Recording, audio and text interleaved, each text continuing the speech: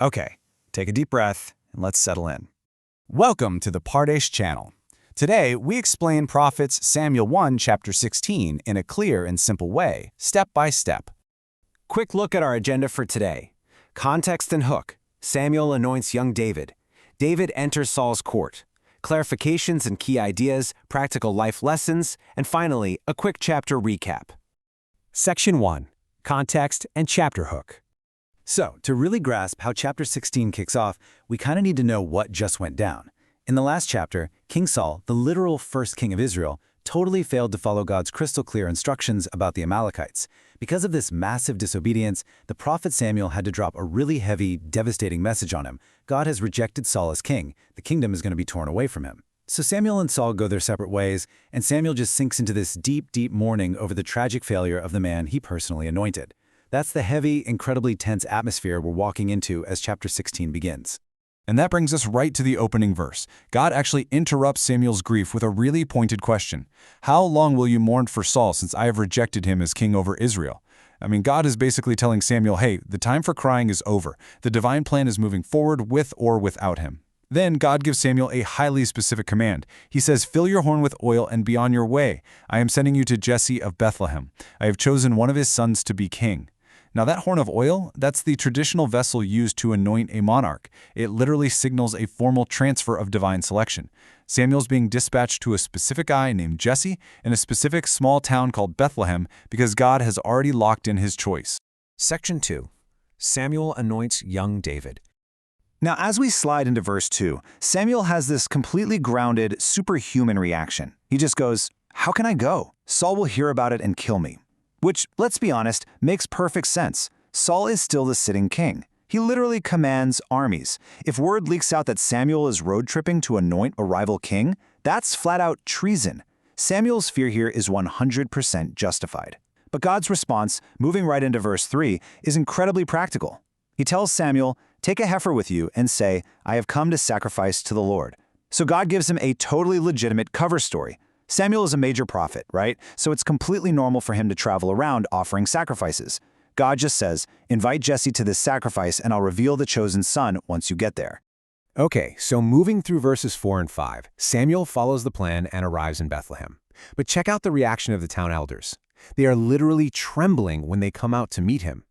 You might wonder, why? Well, a major prophet showing up completely unannounced, that usually meant judgment or that somebody committed a really grave sin. So they nervously ask him, do you come in peace? Samuel quickly calms them down, saying, yes, in peace. I have come to sacrifice to the Lord. He tells them to consecrate themselves, meaning to ritually purify themselves, and he makes sure to specifically invite Jesse and his sons to join in. So the stage is now perfectly set. And then we get this incredibly dramatic step-by-step procession covering verses 6 through 10. When everyone arrives, Samuel immediately spots Jesse's oldest son, Eliab.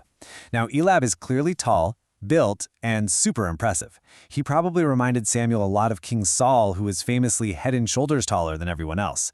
Samuel thinks to himself, okay, surely the Lord's anointed stands right here. But God immediately steps in and corrects him. So Jesse brings up his second son, Abinadab, in verse 8. Samuel looks and says, nope, the Lord hasn't chosen this one either. Verse 9, the third son, Shammah, walks by, rejected again. In fact, verse 10 tells us that Jesse physically parades all 7 of his impressive older sons who were there right in front of Samuel. And for every single one of them, Samuel has to shake his head and say they aren't the chosen one. This actually brings us right back to verse 7, which brilliantly captures the absolute core lesson of this entire chapter. When Samuel was sizing up that impressive oldest brother, Eliab, God gave him this explicit, game-changing rule. Do not consider his appearance or his height, for I have rejected him. The Lord does not look at the things man looks at. Man looks at the outward appearance, but the Lord looks at the heart. You see, the crucial takeaway here is that human metrics for leadership, stuff like physical stature, age, a flashy outward vibe, they're fundamentally flawed. God completely bypasses the visual resume to look straight at the inner character and the disposition of the heart. Moving into verses 11 through 13, Samuel is understandably pretty confused at this point. 7 sons rejected. He looks at Jesse and asks, are these all the sons you have? Jesse kind of dismissively replies that, well, there is still the youngest, but he's out tending the sheep. I mean, the kid wasn't even invited to this huge VIP gathering. But Samuel insists they send for him, and he actually vows he won't even sit down to eat until the boy arrives. Finally, this young kid is brought in. The text describes him as ruddy, meaning he had this healthy, maybe slightly reddish complexion with a fine appearance and handsome features. Instantly, the Lord speaks to Samuel, "Rise and anoint him, he is the one." Right then and there, Samuel takes that horn of oil and anoints the youngest son, David, right in front of his stunned older brothers. And the text notes that from that exact day forward, the Spirit of the Lord came upon David in power. His life would literally never be the same. Section 3. David enters Saul's court. Now, hitting verse 14, we are hit with this incredibly stark, tragic contrast. The text plainly states, "Now the Spirit of the Lord had departed from Saul, and an evil spirit from the Lord tormented him." This is the real immediate consequence of Saul being rejected as king. The divine backing, the clarity, that profound peace that comes with God's Spirit, it just completely vacates the premises. And in its place, this dark, agonizing, injurious spirit begins to severely torment the sitting king. Moving through verses 15 and 16, his attendants see him suffering so much, and they realize they desperately need a fix. They suggest tracking down someone who is really skilled at playing the harp to sort of calm his mind during these dark, heavy episodes. Saul agrees in verse 17, and he tells him to go find somebody. And guys, this is where divine timing is just wild. One of the servants speaks up and recommends this very specific young guy. Just listen to the qualifications he rattles off for David in verse 18. He says David knows how to play the harp, he's a brave man, a warrior, he speaks well, he's a fine-looking man, and, the kicker, the Lord is with him. I mean, that is an absolutely unbelievable resume for a young shepherd. It shows us that David was already building this formidable reputation in the background, a perfect mix of artistic skill, courage, street smarts, and an undeniable spiritual presence. Covering verses 19 through 22, based on that glowing review, Saul immediately sends messengers to Jesse demanding he send his son David, the one out with the sheep. Jesse obviously complies, sending along a traditional tribute, a donkey loaded up with bread, a skin of wine, and a young goat. So David shows up at the royal court and enters the king's service. And guess what? Saul absolutely loves the kid. He likes him so much, in fact, that David is promoted to become one of his actual armor bearers. That is a position of huge trust and intimacy. Saul even sends a message back to Jesse to make it official, saying, "Allow David to remain in my service, for I am pleased with him." Section 4. Clarifications and key ideas. Okay, so the absolute most confusing phrase in this chapter is definitely the evil spirit from the Lord that torments Saul. Like, what does that actually mean?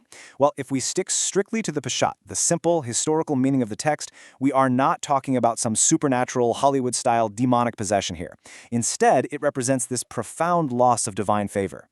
Think of it as the onset of a deep, crushing melancholy, paranoia, or extreme psychological distress. It's described as being from the Lord simply because, in the biblical worldview, God is the ultimate sovereign authority. He permitted this distress to hit Saul as a direct result of the divine spirit departing from him.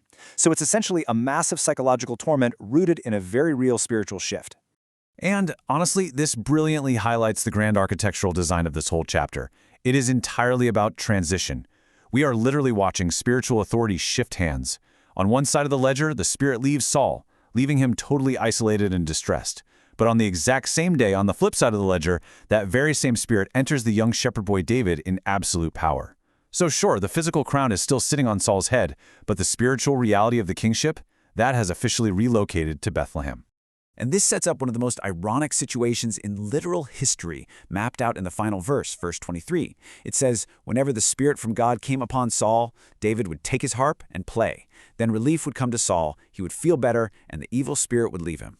Just think about that. The newly anointed, top-secret future king is brought into the royal palace solely to serve and soothe the tormented, rejected current king.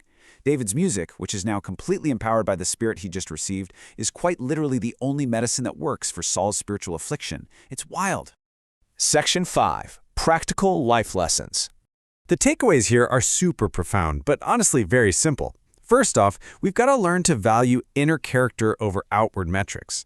We are all so easily tricked by a fancy resume, height, or natural charisma, exactly like Samuel was with Eliab. True leadership material is usually completely hidden from plain sight, living entirely in a person's heart.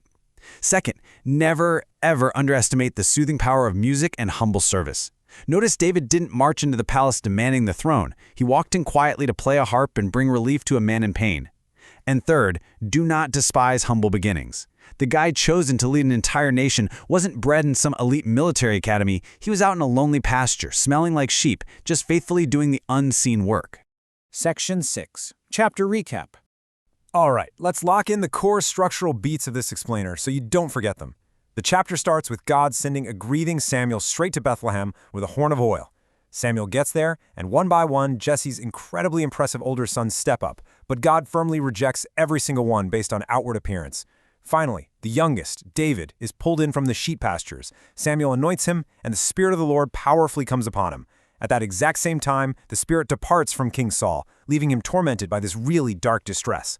And through sheer divine providence, David gets hired and brought directly into the royal court to play the harp, bringing comfort to the exact king he's destined to replace. Now, I want to leave you with a final, slightly provocative thought, just a simple question to chew on as you go about your week.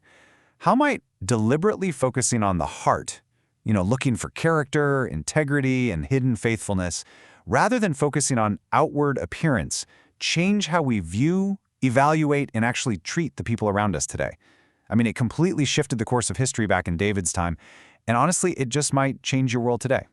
Thank you for learning with us. If this helped you understand the chapter better, like, subscribe, and join us for the next chapter.